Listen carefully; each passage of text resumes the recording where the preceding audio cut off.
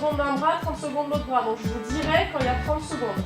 Ce dispositif permet à des patients en ALD, c'est-à-dire atteints de maladies longue durée, de pouvoir pratiquer de l'activité physique et d'être suivis. L'idée, c'est vraiment d'aller chercher les publics qui ne sont pas dans une démarche classique d'activité ou qui sont très loin de s'autoriser à. C'est un gros travail de collaboration et de transversalité avec les services de la ville, notamment à la direction de la santé publique. On ne peut pas imaginer travailler sur un projet comme celui-ci seul dans son coin. Il faut du partenariat, il faut de la collaboration pour que ça puisse aboutir. La prescription médicale de ce sport sur ordonnance est assez simple dans son principe, puisqu'on a une fiche préimprimée à remplir qui permet de situer quelles sont les zones du corps auxquelles il faut prêter attention, quelles sont les activités qui sont possibles, recommandées, interdites. Donc c'est assez simple et ça c'est bien le médecin qui prescrit ça et qui fixe les limites. On pense bien à son ventre, à rester bien droit, à bien souffler par sa bouche et par son nez. On essaye vraiment de varier les activités pour qu'ils retrouvent du plaisir, en gardant quand même à l'esprit d'avoir des exercices simples et facilement reproductibles. Vous vous souvenez, on s'assoit sur le ballon, on tient un équilibre, on lève une jambe, puis l'autre. D'accord ? Pas plus. Pas plus. On est vraiment sur tout type de handicap.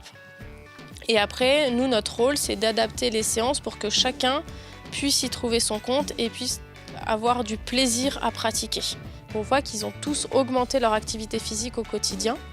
Et ça se voit après sur les séances. On peut aller plus loin, ils sont moins vite fatigués, ils ont une plus grande mobilité articulaire, ils arrivent à faire beaucoup plus de choses qu'ils ne faisaient au début. Ça a amélioré pour beaucoup leur qualité de vie parce que c'est des personnes qui ne sortaient pas, qui maintenant vont marcher dans le quartier, qui arrivent à motiver aussi leur entourage, les amis ou la famille. On fera une petite pause après, mais c'est très bien, Fatma, d'être allée boire. De continuer à avoir une activité, c'était assez important. Dans même se dire, on est quand même encore capable de faire ça, de ne pas lâcher, etc. Donc il y a eu 2 phases. Et là, c'est très important à l'heure actuelle d'être suivi et je me rends compte que ça me fait énormément de bien. Ça me permet vraiment de couper et les journées que je passe après le sport sont quand même nettement plus sereines que des journées où je n'ai pas fait de sport le matin, par exemple. Donc c'est vrai que ça a un impact énorme. On a tous des pathologies et moi ça me convient complètement. Puis d'ailleurs on n'en parle même pas, on fait nos exercices, on se retrouve entre nous, on rigole. Même si on n'y arrive pas, ça nous fait rire, c'est super ça. Le fait de me retrouver avec un groupe de gens en difficulté comme moi, même si ce ne sont pas les mêmes difficultés, moi ça me ravit. Bien Émile, vous montez plus haut qu'avant.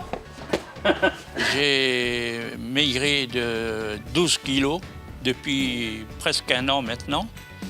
Je suis en régime, je marche beaucoup. Je vais au parc La Tête d'Or. Je suis pas loin, mais je fais de la marche pas mal. Je suis bien maintenant dans ma peau, quoi. Ce qui m'a aussi incité à entrer dans ce dispositif, c'est la gratuité, il faut le dire. Quand le dispositif sera terminé, j'envisage quand même de continuer et de persévérer dans une pratique sportive. J'opterai facilement pour l'aquagym parce que c'est vraiment un régal.